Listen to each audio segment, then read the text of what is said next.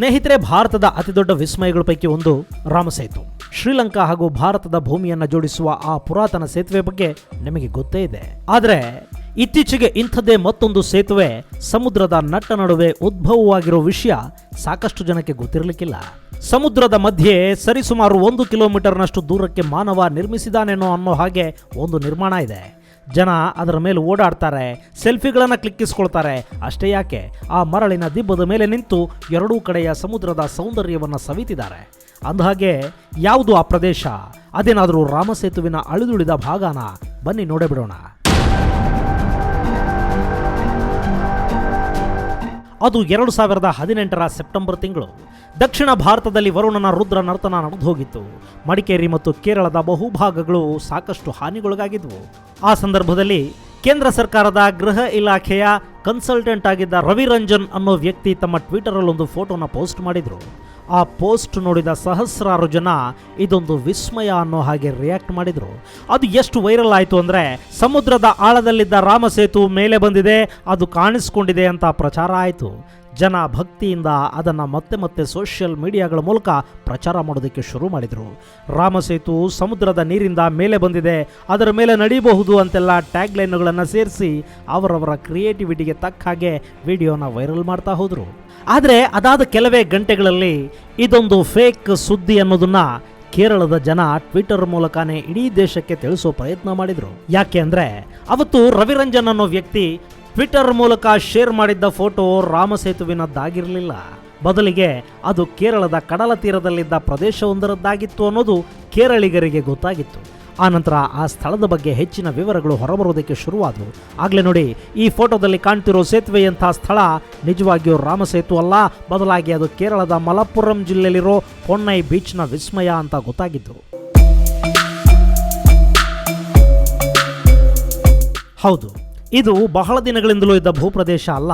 ಕೇರಳದಲ್ಲಿ ಪ್ರವಾಹ ಬಂತಲ್ಲ, ಆಗ ನಿರ್ಮಾಣಗೊಂಡ ಪ್ರದೇಶ ಇದು. ಇದೊಂದು ಮರಳಿನ ದಿಬ್ಬ. ಈ ದಿಬ್ಬದ ನಿರ್ಮಾಣದಿಂದಾಗಿ ಸಮುದ್ರದ ಮಧ್ಯೆ ಸೇತುವೆಯಂಥ ನಿರ್ಮಾಣ ಮೈತಳೆದು ನಿಂತಿದೆ. ಆ ಮೂಲಕ ಅರಬ್ಬಿ ಸಮುದ್ರ ತೀರದಲ್ಲಿ ಈ ಭೂಪ್ರದೇಶ ಸಮುದ್ರವನ್ನೇ ಎರಡು ಮಾಡಿದೆಯೇನೋ ಅನ್ನೋ ಹಾಗೆ ಭಾಸವಾಗುತ್ತೆ. ಇಲ್ಲಿಗೆ ಬರೋ ಪ್ರವಾಸಿಗರಂತೂ ಇಲ್ಲಿನ ಮರಳ ದಿಬ್ಬದ ಮೇಲೆ ಓಡಾಡಿ ಖುಷಿ ಪಡ್ತಿದ್ದಾರೆ. ಆದರೆ ಈ ಪ್ರದೇಶ ಸೇಫ್ ಅಲ್ಲ ಅನ್ನೋದು ಭೂವಿಜ್ಞಾನಿಗಳ ಹಾಗೂ ಅಲ್ಲಿನ ಅಧಿಕಾರಿಗಳ ವಾದ.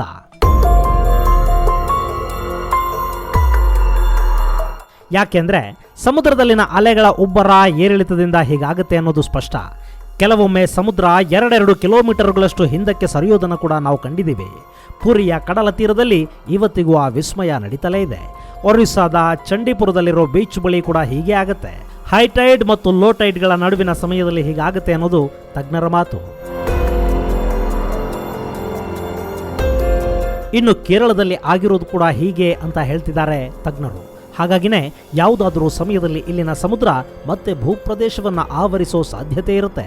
ಸೊ ಅಧಿಕಾರಿಗಳು ಈ ಸ್ಥಳಕ್ಕೆ ಹೋಗೋದನ್ನ ಆದಷ್ಟು ಕಡಿಮೆ ಮಾಡಿ ಅಂತ ಜನರ ಬಳಿ ಕೇಳ್ಕೊತಾ ಇದ್ದಾರೆ. ಆದರೆ ಈಗದು ಕೇರಳದ ಅತ್ಯಂತ ಪ್ರಸಿದ್ಧ ಪ್ರವಾಸಿ ಸ್ಥಳವಾಗಿ ಗುರುತಿಸ್ಕೊಳ್ತಿದೆ. ಈ ವಿಸ್ಮಯವನ್ನು ನೋಡೋದಕ್ಕೆ ಸಹಸ್ರಾರು ಜನ ಬರ್ತಿದ್ದಾರೆ. ಸಮುದ್ರದ ನಡುವೆ ವಾಕ್ ಮಾಡೋದಕ್ಕೆ ಯಾರಿಗೆ ಇಷ್ಟ ಆಗೋದಿಲ್ಲ ಹೇಳಿ? ಹಾಗಾಗಿನೇ ಇದು ರಾಮಸೇತುವಿನ ನಂತರ ಸಮುದ್ರದಲ್ಲಿ ಸೃಷ್ಟಿಯಾಗಿರೋ ಮತ್ತೊಂದು ವಿಸ್ಮಯ ಅಂತಲೇ ಪ್ರಸಿದ್ಧವಾಗಿಬಿಟ್ಟಿದೆ. ಸ್ನೇಹಿತರೆ, ಇದು ರಾಮಸೇತು ಅಂತಲೇ ಪ್ರಸಿದ್ಧಿಯನ್ನು ಪಡೆದ ಕೇರಳದ ಮಲಪ್ಪುರಂ ಜಿಲ್ಲೆಯಲ್ಲಿರೋ ಪೊನ್ನೈ ಅನ್ನೋ ಬೀಚ್ನ ಕಥೆ. ಸಾಧ್ಯ ಆದರೆ ನೀವು ಕೂಡ ಒಮ್ಮೆ ಅಲ್ಲಿಗೆ ಹೋಗಿ ಬನ್ನಿ. ಆದರೆ ಅಪಾಯವನ್ನು ಮಾತ್ರ ಮೈ ಮೇಲೆ ಎಳ್ಕೊಳ್ಳೋದಕ್ಕೆ ಹೋಗಬೇಡಿ.